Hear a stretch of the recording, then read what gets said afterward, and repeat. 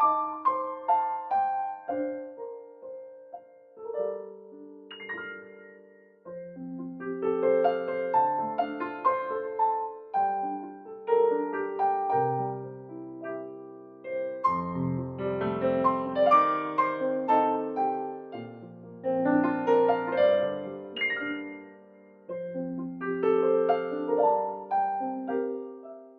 by the New Start, by the way. New Start is pretty much like N is for nutrition, E for exercise, water, W for water, A for air, R for rest, and then what else? New Start, S sunlight, and then T for temperance, A for air, and then R for rest, and T for trust in God.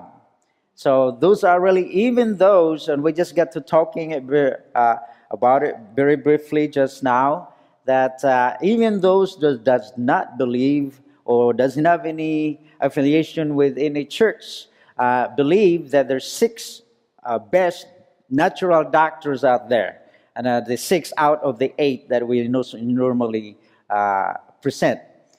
And that is, of course, the nutrition, exercise, water, sunshine, and all of that. So tonight we are going to, or before we go into it, we will have a review once again. And my prayer really is that we were able to do it in sequentially, that we talk about, of course, the first night, our body is wonderfully made. We only have one, and we have to take care of this body. And this body is actually this is still the original design God created us with. Sadly, just of how long is it going to live, that has changed because of sin. But still the same design that God, and I believe God is not going to make any changes. The way it is designed is that it's just going to be replaced with the immortal body, and when he comes back the second time. But what I just wanted really to share with the participant is that appreciate your body. You know, this is special. You are special. When when you came into this world, as if you're the only person. So take charge of your health. Do not entrust your health with anybody else, even your doctor. Okay, you are still in charge. When you go to the hospital, you go there, you employ them to help you take care of your body, but you are in charge of your body. And then, with that perfect body, perfect design, God also designed a perfect fuel to energize this body. And we know that as whole foods, plant-based. And I really wanted to emphasize whole foods, okay? Whole foods, plant-based, all right? Because if you use vegetarianism, they still use products that are not plant-based. And if those that are claimed to be vegans, they use plant-based products, but they use highly processed foods, okay? So a lot of people would still say, how come I have a friend, I have a relative, he is vegetarian, she's vegetarian, or she's vegan, she still got chronic disease. She still died of heart attack, still died of cancer. Well, I have an idea, a good idea why. They're not eating whole foods, plant-based. Because I tell you why you get a heart attack or cancer if you are vegetarian or you're vegan. Highly processed foods feeds cancer cells. And especially if you use oil throws off the balance between omega-3 and omega-6. Okay? The ratio is really imbalanced. So that would cause a lot of problem. All right? It would still wake up your cancer cells. Highly processed foods wake up cancer cells. And of course, highly processed foods promote weight gain, which is the catalyst of so many chronic diseases.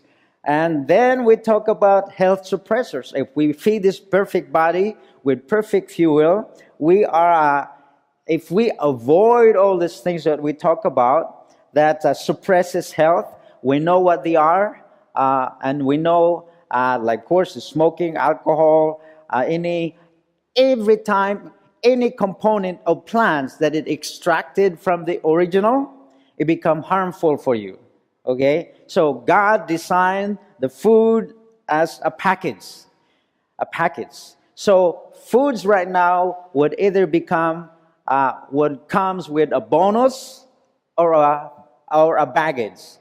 Okay, like for example, if you ate cake, all right, it is a baggage, meaning it's highly processed food. It will on the food, the body doesn't recognize it. It will just store it as excess weight, and it will paralyze your blood vessels. Okay, in other words, what is a baggage? It will just slow you down, right? It is bio static or bio acidic food. All right. Whereas if you eat whole foods, plant-based diet, it has a bonus. What is the biggest bonus if you eat whole foods? Fiber. Okay, the phytochemicals. That is the bonus when you eat whole foods. So that's why we need to avoid any health suppressors. It could be plant-based, but highly processed. It's bad for your body. Okay, there suppresses health. On the last session we talk about this being dis-ease. All right, our body, when we are healthy, when we are comfortable, we are at ease.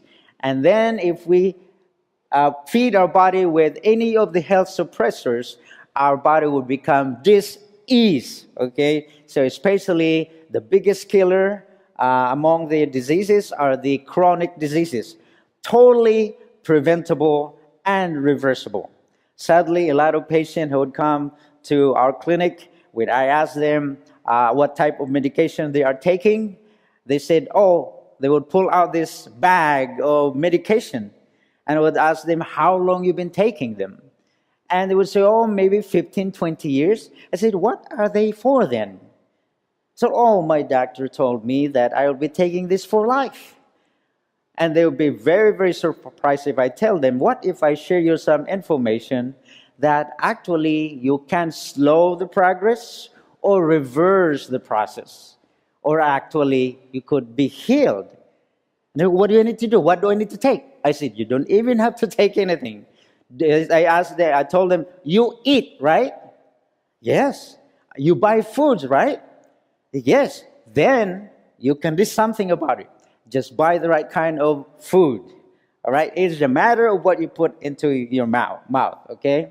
So we talk about acute, chronic, and also the stress that overloads the body.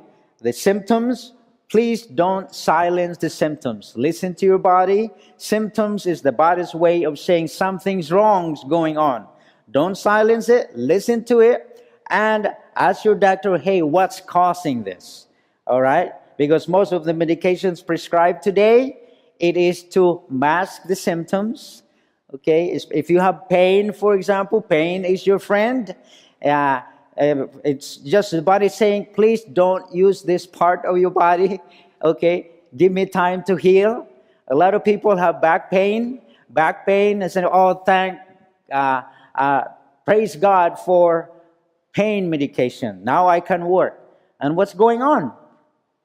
Instead of the body healing it, you keep working because you can feel the pain. If your disc, intervertebral disc is also already damaged, it just getting worse and worse because you don't feel the pain anymore. Okay, don't silence the pain. And we talk about pharmaceutical drugs. Question? Mm-hmm.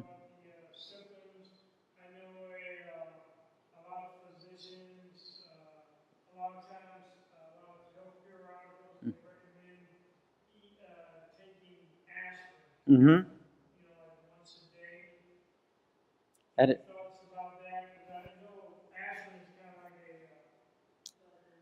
blood thinner. Mm-hmm.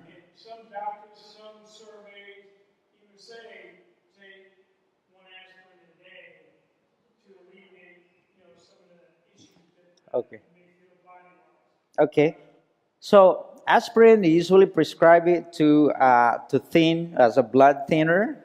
And of course, it's like what you say, aches and pains.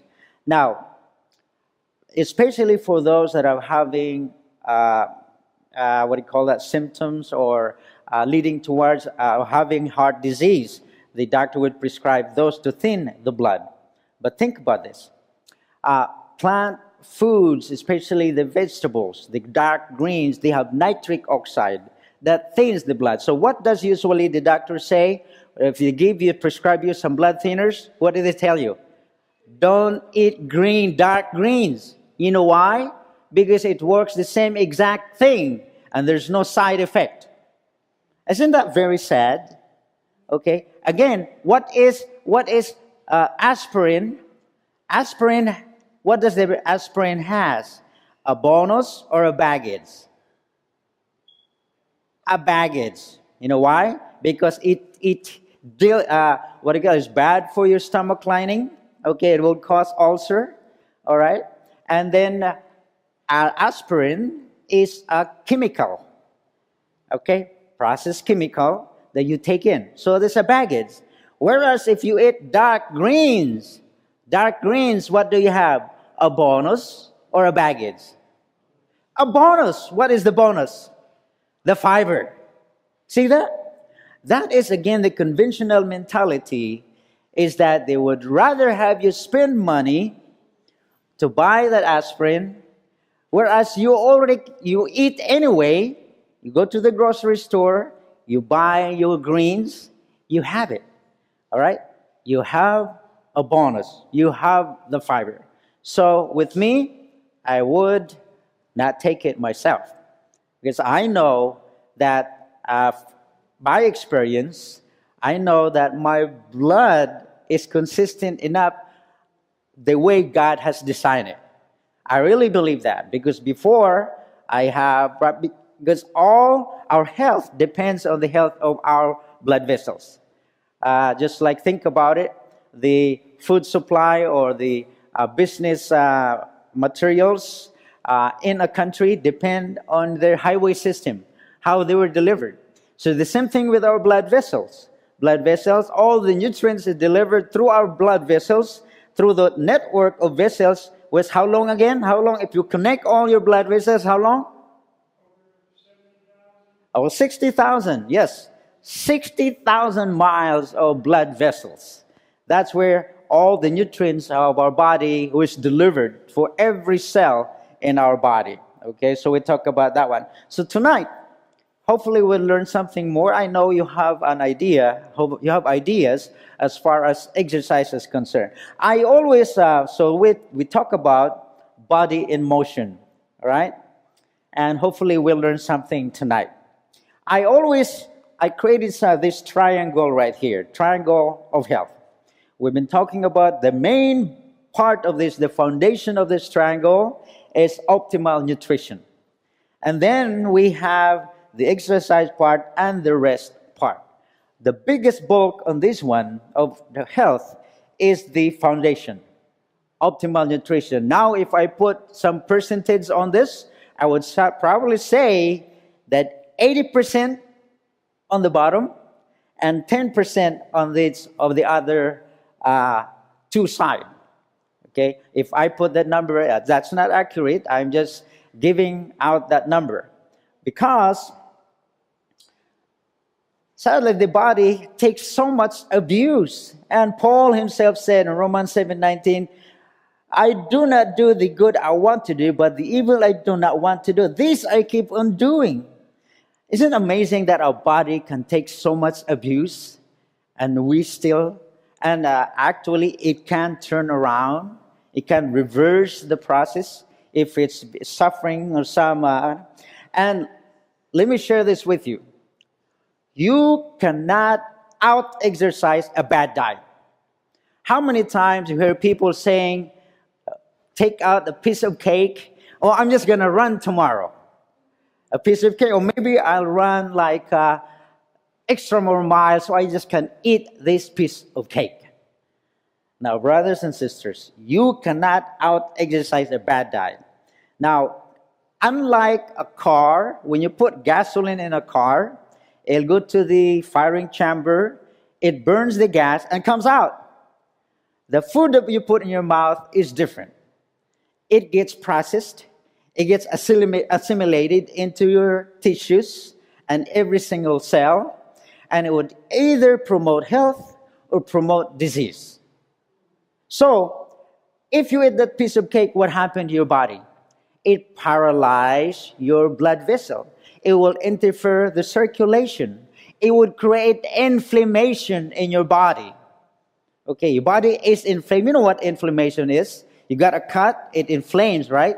That means it's not normal physiology. It's not normal functioning of the body. So, in other words, if you eat that piece of cake, the damage has been done. And yes, it's nice that you run the next day. Now, what does that run do? It only burns calories. Yes, you burn fat. But what about the damage that's been done already? Okay?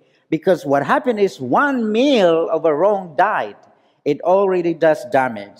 And see what happened. Think about this one. This is what we're doing to our body. I talk about abusing the body. Okay? Like the chronic diseases, the heart disease, the diabetes, hypertension, high cholesterol, all of that. These are chronic diseases that's not supposed to happen. But think about this. A lot of people, this is what they're doing to their lives, their physical health. Having these chronic diseases is just like you pick up yourself a hammer and you hit yourself with it. Okay? Hit yourself with it. So every time you eat the wrong kind of food, you hit yourself with it. You hit yourself with it. And some people would say, oh, it's okay to eat this food. Just do it in moderation. Okay? Now, you have to realize that you have to abstain on the wrong food and moderation in eating the right food. So what happened is, that hammer you keep punishing yourself. Do you have to? Do you have to really hit yourself? Can you eat healthy food instead of that unhealthy one? You can. It's a matter of choice. It's a matter of choice. You don't have to keep hitting yourself. This is what happened. You hit yourself with a hammer, the body gets inflamed, right? Okay? And it tried to recover. And then the pain would subside. Okay? You eat that breakfast, you hit yourself with a hammer. Okay? And then, by the time that the inflammation has subsided a little bit, after 4 hours, you hit yourself again, poof, by eating the wrong kind of food. And you do that 3 times a day. I guess the illustration I'm just trying to say is that you don't have to punish your body. It's your choice. Eat the right kind. That's why this program is simply an awareness program. You are still in charge of your. If only I can make you. If only I can make you to eat the same way I do. But I can't. Okay, I'm only in charge of my body. And that is what is that? I'm like, if only, That's right. That you'd eat the same way that I can eat. And then you don't have to complain of having headaches, okay? And your blood sugar is still high, your blood pressure is high, because I've been through it. I know this works. And I can tell you because I've been doing this. I've been studying since I started in 2008. And I've been immersed with myself with all the knowledge that I can get out there. And I know what would happen to your body if you keep doing what you're doing right now. I just know. Because we have the same biology. Okay, the genetic expression may have been changed, may have been altered, because the way your parents been eating, some of your gene expressions has been changed, and you have inherited that. But I shared with you that genes load the gun, but lifestyle pulls the trigger. All right? So it doesn't mean that if your parents has diabetes, it doesn't mean that automatically, it doesn't matter what you do, you will get diabetes. No.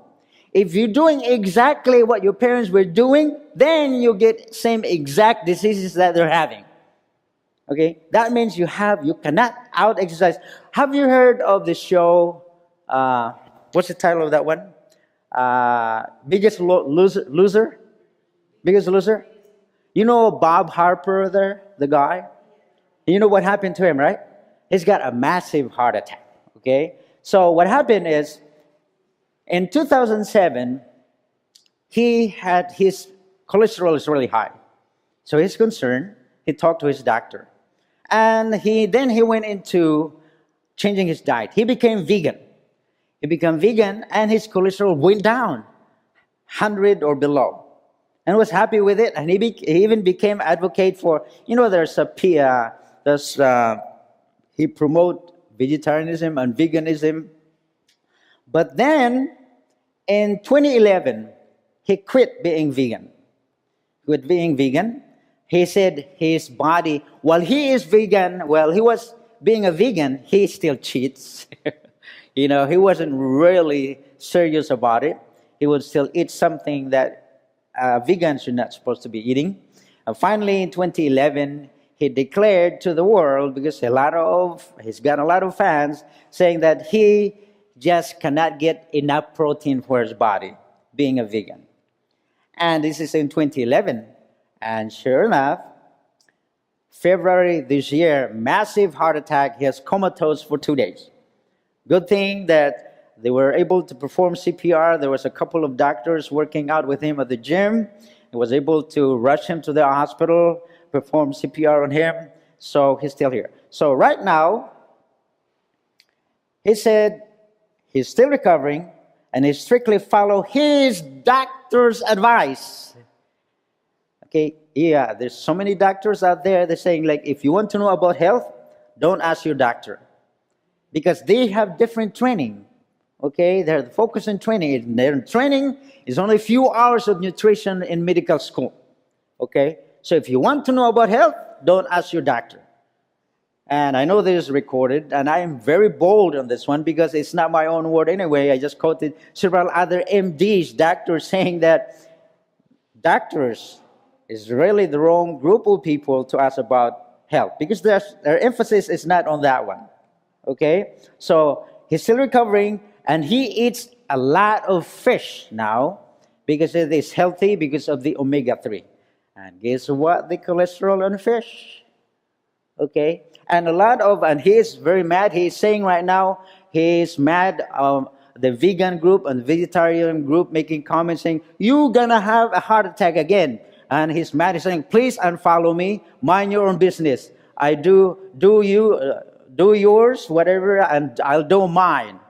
So he believed in what his doctor is saying. And guess what? If you keep doing what he's doing, just like what I said, I know exactly what would happen to you. Because if you're just focusing on the symptoms, not on the cause, you will get that thing over and over again until your body says it's enough. And that's it for you. Okay, so you cannot.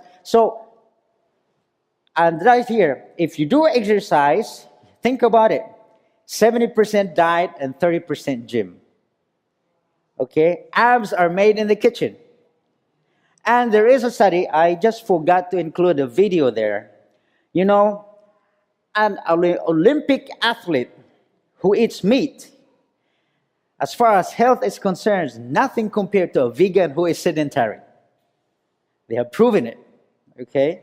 So you can exercise thousands of hours at the gym, and your health is not as close to a sedentary vegan who don't even run, okay? And of course, tonight we're encouraging you need to exercise because there's so many benefits on exercise. But 30% gym, 70% diet, that is if you are thinking of losing weight. But as far as, again, and a lot of people would say they go to the gym a lot, they look nice, they look fit, but being fit doesn't mean health. You would look fit in the outside, you have nice muscle, nice abs, but your artery is terrible. How many times you heard some athletes just dying of a heart attack? Okay? Because your health really depends on the health of your arteries, your endothelium, the lining. Oh, I just put that in there. For every pound of fat, you have to burn 3,500 calories.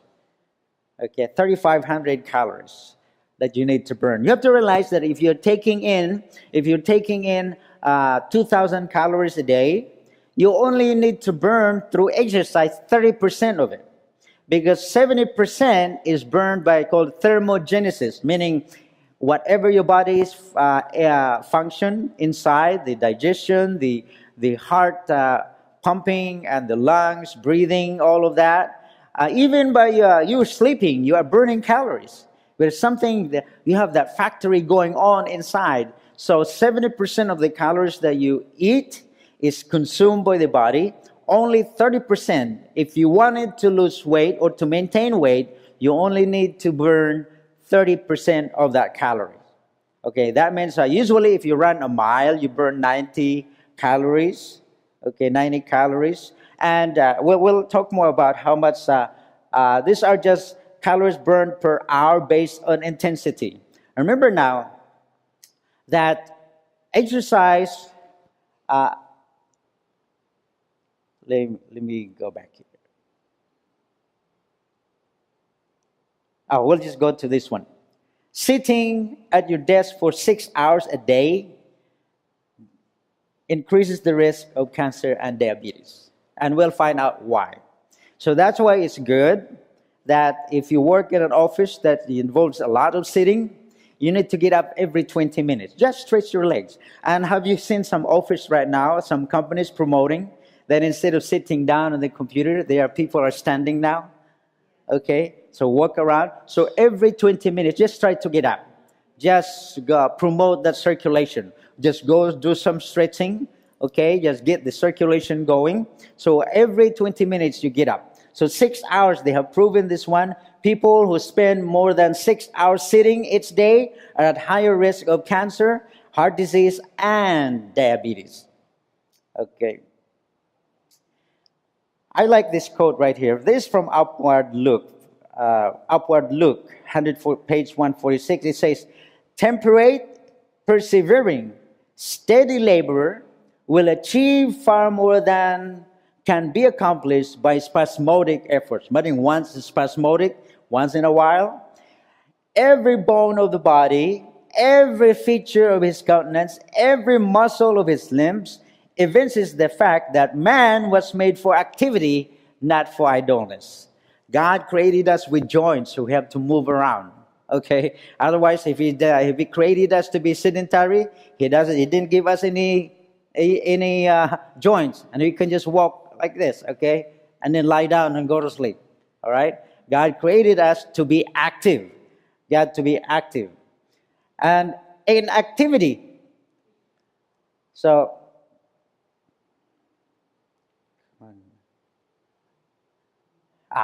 It skips. Anyway, inactivity promotes coronary heart disease, diabetes, hypertension, osteoporosis, and obesity. Inactivity meaning you just don't exercise. And 2 million people. Look at this one. If you look at them, this is an old data, in 2009 data. I can't find a new one. Smoking is number one. Number two, high blood pressure, overweight, obesity. These are the physical inactivity is the fourth leading cause of preventable deaths in the U.S. Number four, people just do not exercise.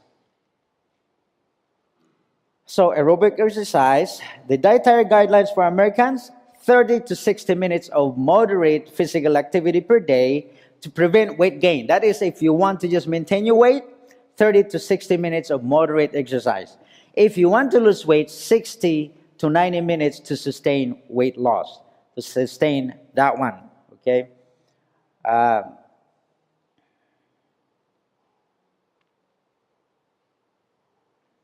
Boy, I'm pressing this really fast, sorry.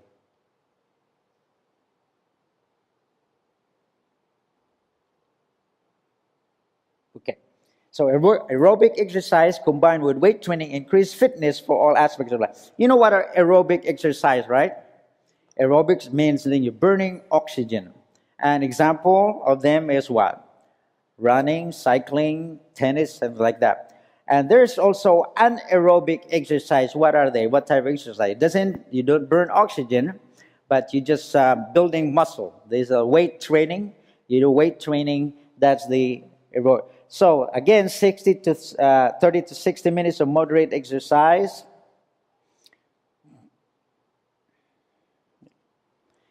It is also an effective therapy along with nutrition care and weight management in the control of hypertension, diabetes, cancerous, and elevated lipids.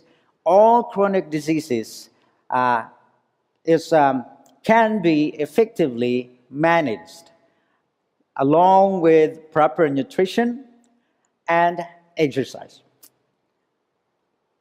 So these are the activity pyramid. If you've never exercised before, you want to start slow. You can go down on the right here. You can just simply walk your dog, or or you play golf, go bowling. As long as you move around, and or park your car farther away. And you know how it is when we go to the commissary or the exchange. We always look for the ones closest to the door. No, if you want to engage in some, even as short as 6 minutes of moving around, it benefits the body.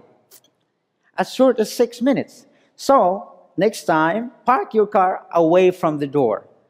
And if you can walk for 10 minutes, it'll be great. And even what you can even do, if you have no other time, is that you park your car so far away and don't go directly to the commissary. You can walk around the perimeter of the parking lot before you go in. Now, the idea again is just to stretch. When you start moving around, your body starts to get warm. Okay, you are burning calorie that way. Plus, you are. We'll talk more about it, about the lymphatic system. And this is some of the activities. This is from my textbook. Sleeping, you can burn 63 calories by just sleeping. So every time whatever it is that you do, you burn calories. Running, of course, you would burn 875 calories if you run fast, that 8-minute mile. But if you just jog 12-minute mile, that at least 90 calories per mile. Okay, so I would run, this average was 3 miles a day, and at lunchtime, right now it got shortened, I only have 30-minute lunchtime, but at least I can run 3 miles, or 2 miles, at least 2 miles, and that would be my aerobic, and plus I'm on my feet at work anyway. That's why it's good to wear, have you heard of Fitbit, or some watch, like they have the iWatch, I have a Samsung Gear, and it would just measure your steps. For you, our goal should be to accumulate 10,000 steps per day. 10,000 steps per day. So if your goal is 10,000 steps, if you run, for example, accumulate it, and then you walk at your work, if you walk a lot, it would accumulate it. And before you go to sleep tonight, if you still did not make it to 10,000 steps, then before you go to sleep, you go ahead, accumulate or add more steps into that one. And then that would be equivalent to 5 miles. Okay, because 2,000 steps per mile. Exercise, moderate, we talk about this. Just the goal again is 30 minutes. Just 30 minutes provide us 60 minutes for moderate to vigorous physical activity, and 150 minutes for the week. So if you exercise only 30 minutes a day, do it for 5 days, you have 150 minutes. And that'll be good enough. Then give yourself a break. My longest run is usually on a Sunday because I don't have to rush to work. And then I would alternate it. I do run on Sunday, Tuesday, Thursday. And then I would do weight training on Monday, Wednesday, and Friday. So whatever it is that you feel like doing, you can play tennis after work or go to the, and I wish I could go to this gym every day. This is a beautiful gym, the Gunners Gym. All right, I've been going there since I got here, and I usually wake up early in the morning anyway because of my jet lag, so I go there early. So just work around in your schedule. If you cannot do 30 minutes at one time, you can do 10 minutes in the morning, 10 minutes lunchtime, and 10 minutes at night. At least you have your 30 minutes for that day. Just move around. Just get the circulation going. Children, you need to encourage them to move around and play. Don't allow them to just play with their iPad or whatever, their phone, or watch TV. At least 60 minutes a day for your children. Encourage them to be on their feet. We know this one, aerobic exercise, heart muscle function. Exercise, especially aerobic conditioning, strengthens the heart, enabling it to pump more blood per beat, increasing its aerobic capacity. Remember now, again, the oxygen is delivered throughout our body, but for every heartbeat. And I shared with you that for the blood to leave the heart and to come back again, it's really fast. All right, so if the more blood pumping and delivered, new oxygen, fresh oxygenated blood is delivered, more nutrients is sent to your cells. Okay, the better. All right, so you need to keep your heart pumping. The cholesterol level, it will raise the HDL, the good cholesterol, and it will lower the bad cholesterol. Because this is what happened. The LDL, the bad cholesterol, they're the one who has, how do you explain it? They scatter, the LDL are the bad cholesterol that gets distributed throughout your body, and the HDL is the one who collects them and bring it back to the liver for repair. And by you exercising, more LDL is being collected and returned to the liver, metabolized again or synthesized, and then it would turn into good cholesterol. So the more you exercise, the more the blood pumping, the more of this LDL, the LDL level will go down in number, and the HDL will go up. So whatever you have in your body, just like what I shared with you last week, that somebody asked about detoxification, saying just stop eating the wrong food and just start eating the right kind of food, and your body will perform its miracle. Now, if what you already have inside, the only way to clean your body, for the body to clean it, is through exercise. It will be it would clean up. I'll talk more about it when the lymphatic system. The lymphatic system doesn't have a pump. And the interstitial waste in your cells, the cells would secrete waste products. It is collected by the lymphatic system. And it only gets circulated. It will be dumped into your thoracic duct for cleansing. Otherwise, if you don't move, your waste product will stay inside your body. So whatever you have in your body, the only way to clean your body up is to move around. Exercise also enhances the circulatory system, increase the oxygen carrying capacity of the blood.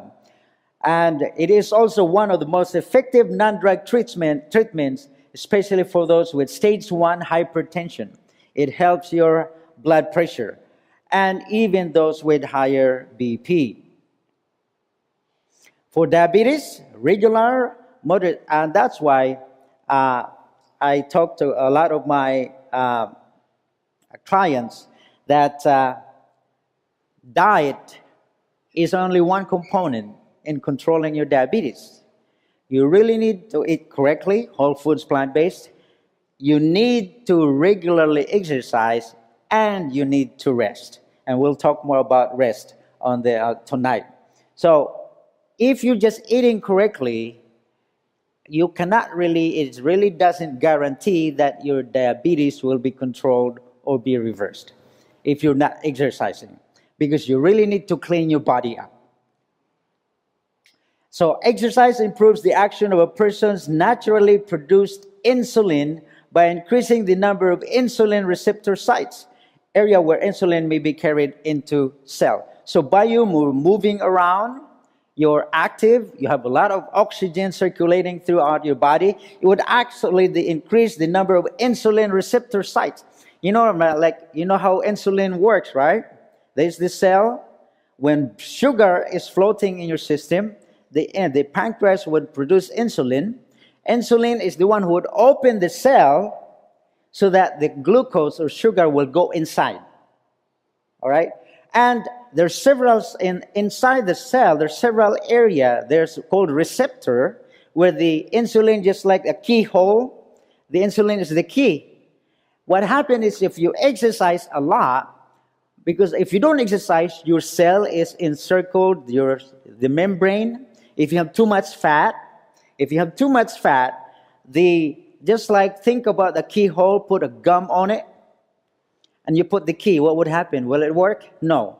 If you have too much fat encircling your cell, the insulin cannot open it so that the sugar can go inside so that the body can use. So if you exercise, you burn the fat around the cell, and that's why it will increase the number of insulin receptor sites. There are several sites that the insulin can, just like there are several keyholes that the insulin can open the cell so that the sugar can go inside the cell. It's proven, we know this, exercise is extremely beneficial in weight management because what? Helps to regulate appetite, increase the basal metabolic rate, it reduces the genetic fat deposit set point level. That's what the Biggest Loser program does. They really focus on exercise, really intense exercise. Now that's why, brothers and sisters, you only need to exercise depending on the demand of your work. If you are not going to pick up heavy stuff of your work, you don't need to build your muscle that much. Or because the more exercise that you do, it will become bad for you as well. Because every time we move, we create a lot of free radicals. You know that runners, long distance runners, after the run, their immune system would go down and they get sick easily because the body is creating so much free radicals inside when you move. So especially marathon runners or those extreme athletes, it's bad for the body. It's not good for your health. It's good for the competition, but it's not good for the health. Because you only need to exercise depending on how much your work demands. And so you can meet the demand of your work, you exercise only up to that level. And of course, the recommendation, 30 to 60 minutes a day. But otherwise, you don't need to engage into really heavy exercising. Well, I've run marathon myself.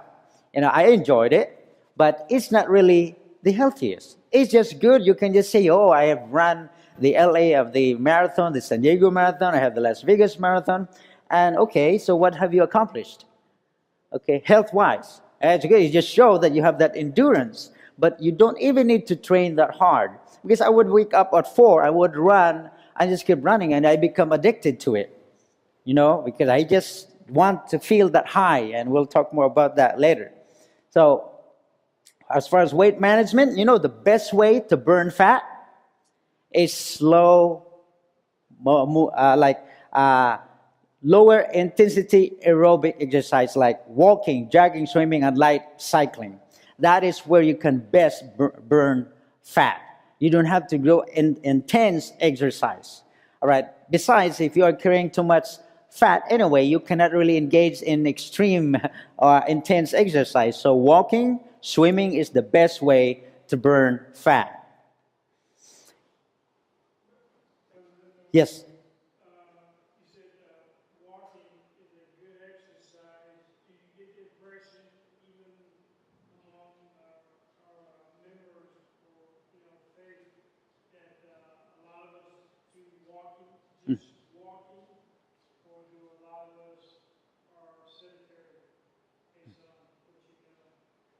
Well, any type of walking that you do, either from your desk to the bathroom or whatever, it helps. Okay, and instead of you sitting straight, the sedentary, it helps. So that's why it's good to measure, to wear something, pedometer, just to measure your movement. And even this type of watch, even it would even tell you how many hours you sleep because it measures your movement. So every time you move, it helps the body to just squeeze that lymphatic lymph waste in there. So I'm sure was that your question?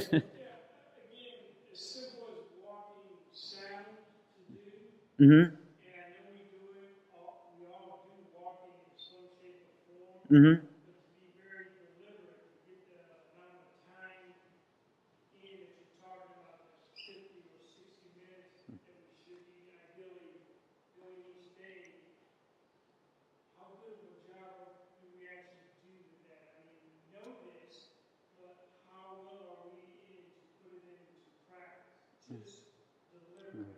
Yeah. The continuous exercise is better than a sporadic or just fragmented 10-minute walk, for example.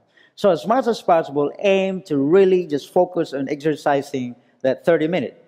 But if nothing else, it's good to have those. That's why it's good to measure them. That you work, when you walk around at work, then that you can count that one as your exercise. But as much as possible, if you can find time, like with me, I walk a lot at work, but I would still really just find time to concentrate on exercising straight for 30 minutes. So but it helps. It helps your work when you walk around. Okay, let me see. Stress management produced in a.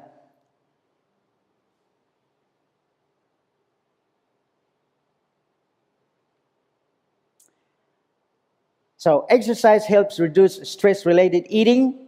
It also provides a physical outlet for working off hormonal physiologic effects of catecholamines and corticoid hormones. Catecholamines are like stress hormones that if you're stressed, it floats around in your system and it would become, it's bad for your health. So it's good if you exercise, it would work off the catecholamines that's floating in your system if you are stressed. So the best way, just for example, if you're stressed at work, just take a break. We're allowed to take 10-minute break in the morning, 10-minute at night, in the evening, in the afternoon, right? So just walk off. If you're starting to feel really stressed at work, just walk away from your desk and just walk around, and it would help to work off these hormonal effects. So this is produced by stress and help reduce major risk factor in development of chronic diseases. Also, of course, when you do weight-bearing exercise, it would help. The more stress that you apply to your bones, the stronger it gets. So that's why those people that exercise a lot have less fractures, less incidence of fractures, because the more, especially weight training, it would strengthen your bone. So also, exercise stimulates the production of brain opiates called endorphins. It would make you feel good. That's why after you run, after you get good exercise, how do you feel? It feels really good. It feels really good because you have that kind of high. Just like what I told you, that when I started training for the marathon, I have that high. My body is like can't wait. So I'd wake up early in the morning and start running, and the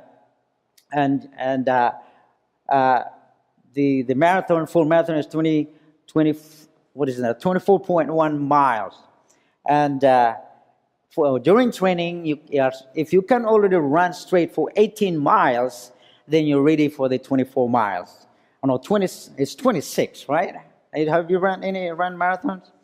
It's 26, is it? 26.2. Yeah, if you can run straight for 18 miles, then you're ready for the marathon. So you have that high. So you feel good, and if your body used to going to the gym, your body would actually have that schedule, will adapt to your schedule. And like I run long on Sundays, and then shorter on Tuesdays and Wednesdays, and Thursdays, and then I go to do my weights on Monday, Wednesday, Friday, your body would actually look forward to it. And if you don't do it, you are uneasy. You don't, just something's missing. And these are the types of exercise. Aerobic exercise, we talk about this, swimming, running, jogging. Also, we have resistance exercise, the weight training, weight-bearing exercise, good for the bones. And this is what I told you about the lymphatic system. Lymphatic system includes lymph vessels, nodes, tonsils, adenoids, appendix, all of this, spleen, and the thymus. They provide much of the body's immune defense. Lymph vessels carry interstitial fluid and all types of toxins and waste from tissues and organs to the subclavian veins. So as soon as you move, it gets squeezed and it will be dumped into the subclavian veins so that it will be circulated out filtered through your kidney and where the fluid enters the bloodstreams. So lymph flow is not only necessary for health, it may also be a factor alleviating numerous health conditions, including allergies, eczema, and other skin conditions, infections, chronic sinusitis, inflammation, and edema. So what I like to say is that exercise, the best benefit of exercise is, of course, it would strengthen your muscle and helps your circulation. But the biggest benefit really is detoxification because of the lymphatic system. Because you are dumping these waste products. Because if you don't exercise, that waste is just sitting there. That's why if you're sick, what would happen? Your lymph nodes will swell. Okay, because you have all this waste product is still retained inside. So I would always that's why I'm promoting it, that exercise is the number of benefit of exercise is detoxification. It detoxifies the body. And we talk about it. The lymphatic system doesn't have a pump, so it relies on our movement. So right now, while I'm moving around, that helps my lymphatic system to dump all those waste products into my subclavian veins. And the best way, by breathing, even the breathing exercise, it helps your lymphatic system. And the best form of exercise for your lymph is rebounding. You know those trampoline? So if nothing else, at work, for example, if you can't do anything, just go or do jumping jacks, and that will be good for your lymphatic system. Jumping or jogging on a mini trampoline. Tidbits. Carbs is necessary to replenish the body's fuel sources. That's why before you run marathon, you carbo loading. You load carbohydrates. You need carbohydrates to replenish the body's fuel source. Protein contributes little to total energy production for exercise. So you need carbohydrates. And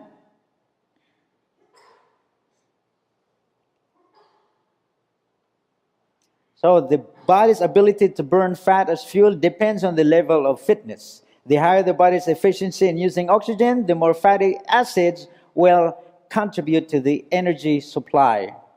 And what I really like to point out is that exercise does not require an increased intake of protein, vitamins, or minerals. If you're already eating a normal healthy diet, please avoid drinking those concentrated protein. If you spell it, there's a lot of people that are trying to build muscle. They drink the supplements.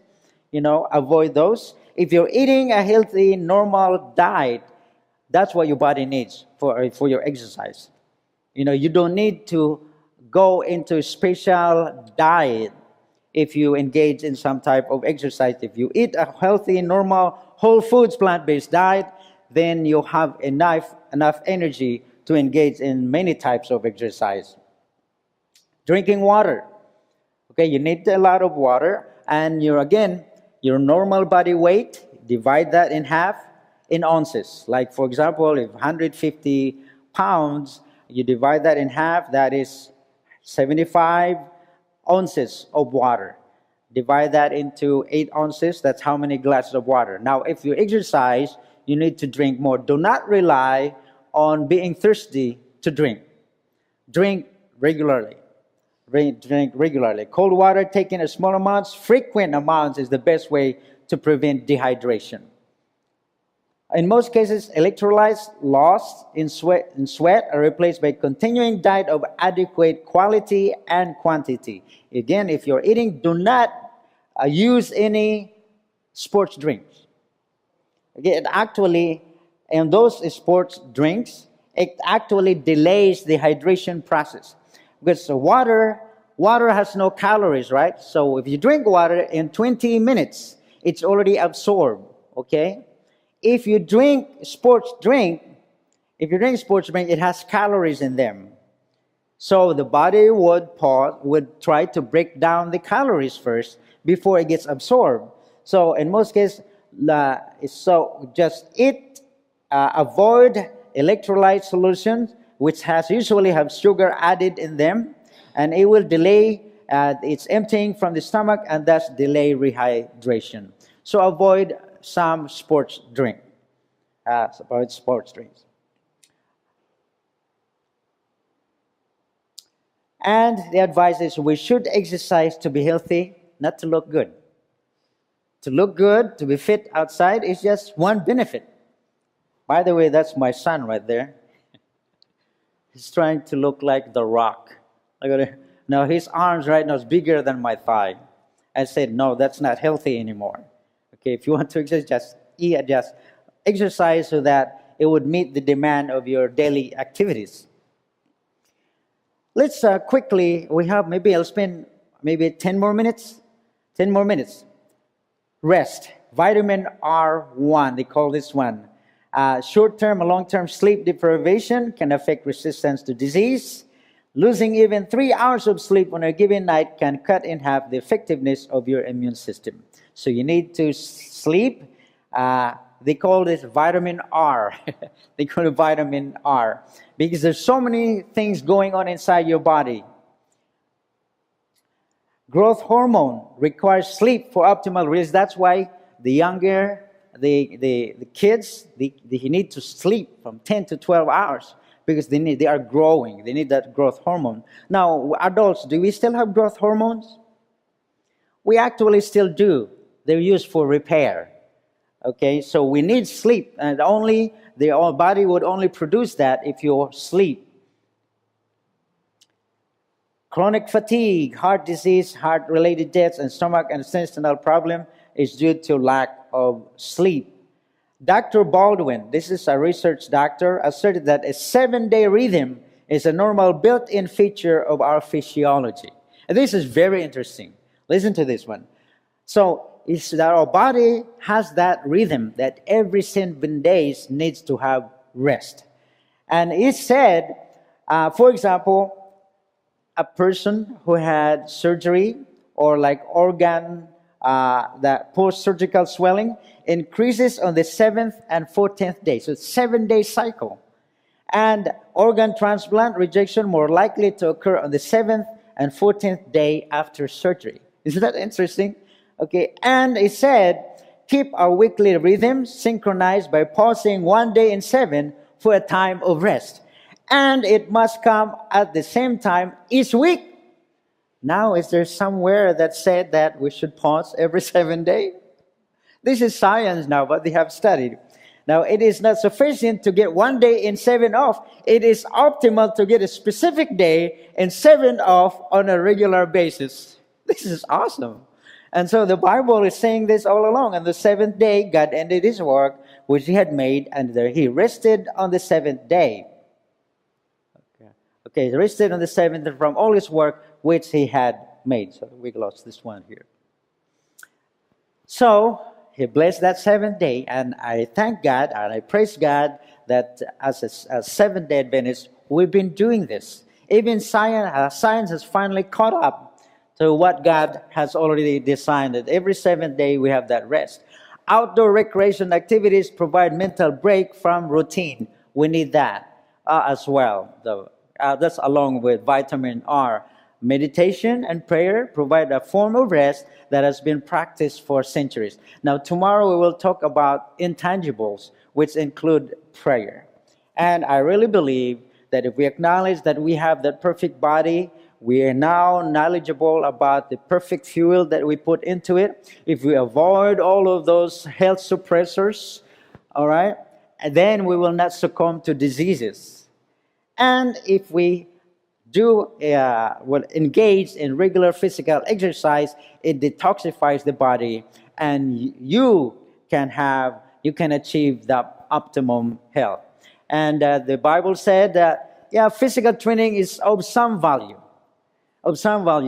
but godliness has value for all things. That's why we talk more about tomorrow. That's why I said 80% nutrition, 10% exercise, 10% rest to achieve that the triangle of health. The Bible also said that I pray that you may prosper in all things and be in health, just as your soul prospers. So that's what we talk about tonight.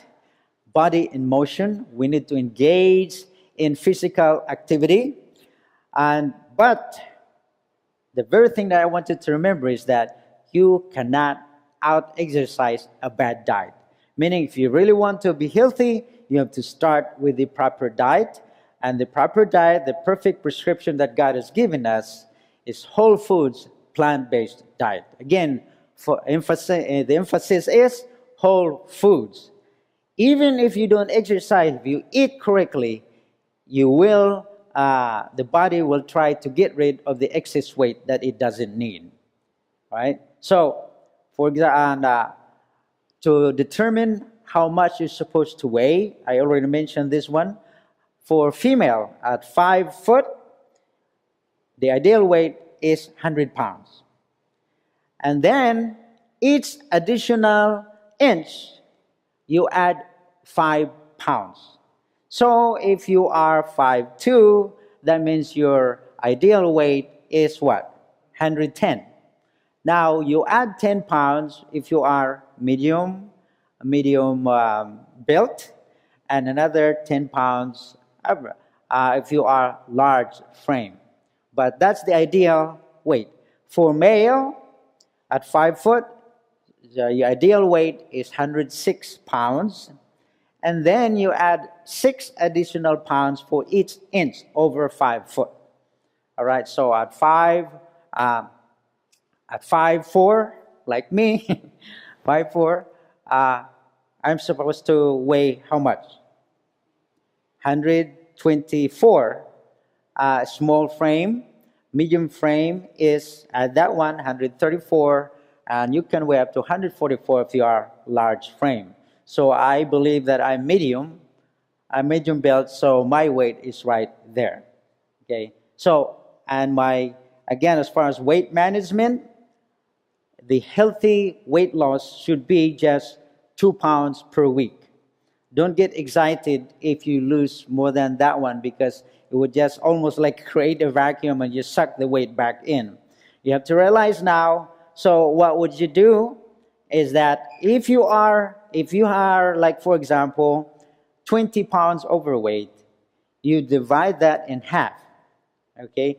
And that's how many weeks that, for example, 20 pounds overweight, divide that in half, that's 10.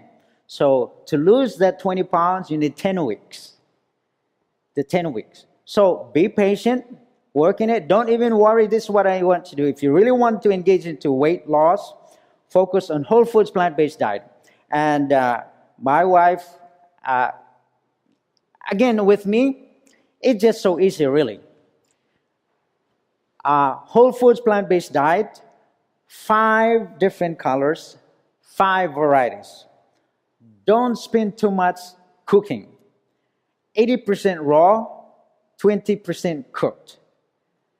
All right, that's as easy as that one. Because a lot of people are so concerned about recipes. As far as recipes, good, you create recipes with friends, but this is what you do. Whatever it is that your favorite food right now, you can start just taking out the meat or animal products out of it and replace it. We talk about the substitute meat, initially transition food. But again, the focus is whole foods, plant-based, 5 colors, 5 different varieties, 80% raw, 20% cooked. If you engage in one as short as 10 days, you can start feeling the benefit. If you go engage really, if you go another, just try it. 10 days, try it. Whole foods, plant-based diet, mostly raw. You'd feel good. Start feeling lighter just within 10 days. And then go try another 10 days. And if you can, make it into, it takes 21 days to build a habit. You know that, right? It takes 21 days to build a habit. So if you're able to do it in 3 weeks, most likely you'd be able to do it. And if you're done it consecutively, successfully in 30 days, then congratulations, you can do it. It can be done. All right? So don't make it so complicated. And tomorrow I will be giving you some websites, try to be here. And I'm going to share with you, it's a combination of 2 lectures tomorrow, but I'm going to share with you some websites where to go, and I'm going to try to teach you how to do research, because a lot of information out there in the internet now. But be very careful. So I'm going to teach you how to look at the website, whether it's legit or not, or questionable. And so I'm going to share that with you tomorrow. And those of you who wanted to have a copy of the PowerPoint presentation and some of my handouts and some of the recipes, bring a flash drive tomorrow, because I have a hard time printing at Marisa's computer. So tomorrow, bring a flash drive, and I can share with you all my PowerPoints and also some recipes and some articles and some videos even that could help you in your journey towards total health direction. So thank you so much. That's our, we have some food tasting tonight as well. Okay, so over there, and the sister here has brought most of the food. My wife brought a couple. Well, only one really. Okay, so that's what we're going to do. So we still have time for question? Yes, right?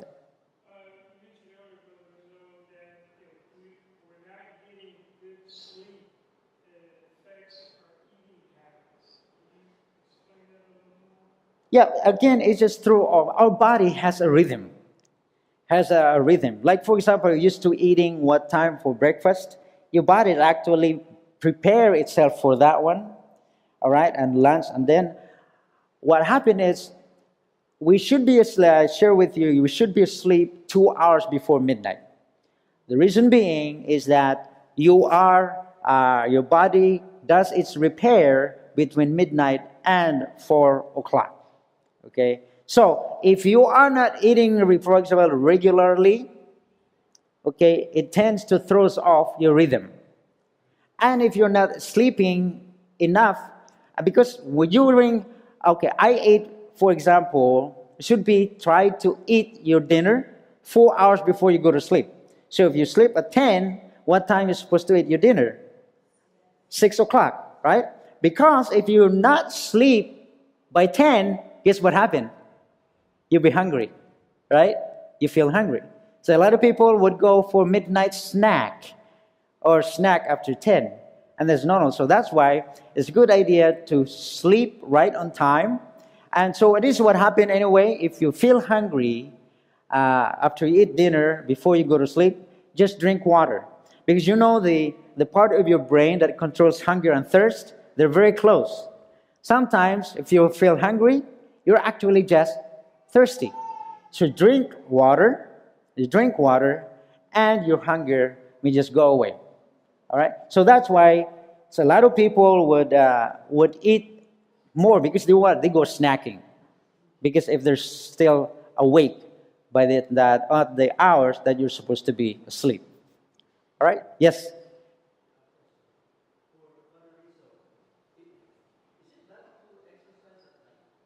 At night? You can, this is what happened. Exercise at least 2 hours before you go to sleep. No shorter. Because what happened is you have that, and your endorphin is circulating. Your body is still excited, so you cannot go to sleep. So you can, as long as you exercise 2 hours before you go to sleep. 2 to 4 hours before you go to sleep.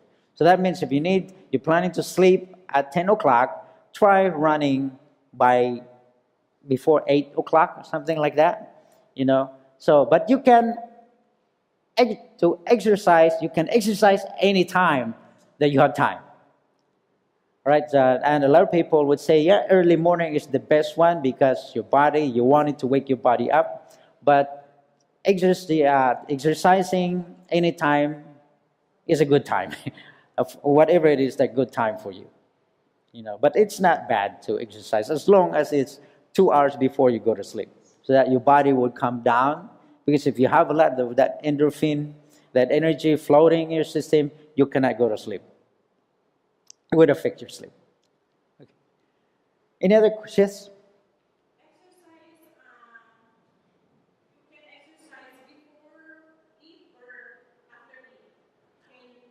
Yeah, you can exercise. I would prefer to exercise in an empty stomach. Yes, because you have to realize, let me ask you this. If the energy, when you wake up in the morning, a lot of people said, oh, I'm hungry. I can't do anything because I'm hungry. That is what you call toxic hunger. It's not true hunger. Because how long does it take for the food to get digested and be absorbed? Usually 4 hours, right? That means the breakfast you're eating, that's not available for energy. The body cannot use it. The body will use the energy that you have when you wake up is the energy you got from the night before. So you can exercise with an empty stomach.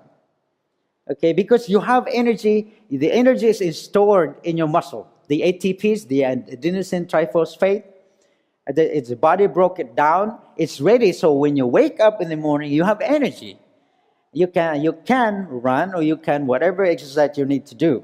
And then when you come back, then you can eat your breakfast.